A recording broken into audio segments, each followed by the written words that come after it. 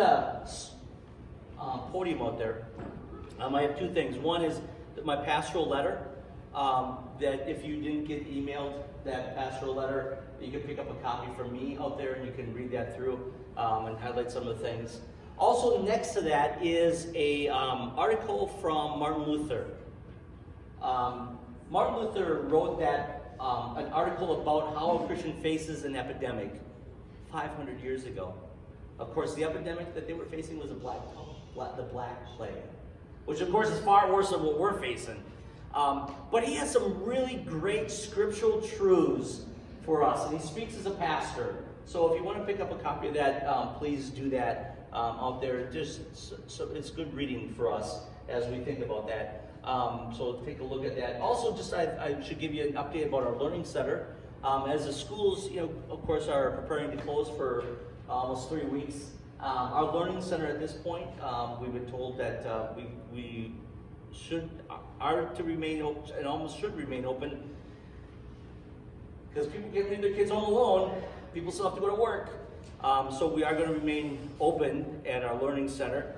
Our center has always done a good job of their cleaning. They have their cleaning routine every day. Things are wiped down. They use their antibacterial stuff and all that. So things are, so they'll just continue that habit with maybe a little more intensity for these next couple of weeks, but we always keep doing that. But also pray for the staff, because obviously there's going to be an influx of students. There are just people, obviously, as I said, people can't stay home just because school is closed. Some people just have to work. So there's going to be an influx of students, so please keep our staff in mind. As a pastor, I think to myself, what can I do? When things like this happen, what does God want me to do? Every Christian should ask that. What does God want me as a Christian to do to help out people in this world? And one of the things I'm thinking about, I don't have it all worked out. This is all moving very quickly. Have it all worked out is if, obviously some people are too old to go to the Learning Center, but they're maybe not old enough to stay home alone. So trying to provide maybe some space up here where there's a loose schedule throughout the day, there's supervision where they can do the work that they need to do, they can use the internet that we have here at church. I'm thinking about things like that. I'd like you to give me input. If there are things that you think I can do, that we can do as a church, please let me know. And let's see what we can do in showing Christian love as we walk through this time in our world today. And realizing that in the face of panic and the face of fear, we are the face of confidence and trust in God through it all. So keep that in mind. And therefore, my last point that I want to just make to you is this. Don't watch the news all day long. It's just not good to watch the news.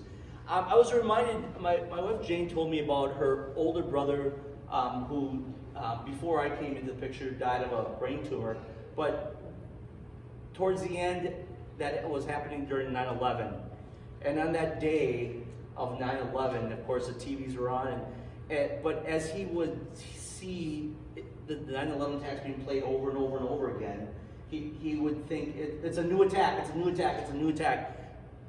And so they just had to turn the TV off, right? And that's what's happening to us sometimes. We hear these over and over, and it almost seems like, man, it's everywhere, right? I don't believe God intended for us to see the news 24 days. We have more productive things to do. To just, everyone take a step back, take a breath, and go, God's in charge. He's still in charge. He hasn't left yet. He hasn't left his throne. He's still in charge. And so we don't panic and trust, and we just have confidence in him. Those are my thoughts, my encouragements to you as your pastor. If you need to talk about it or anything, please feel free.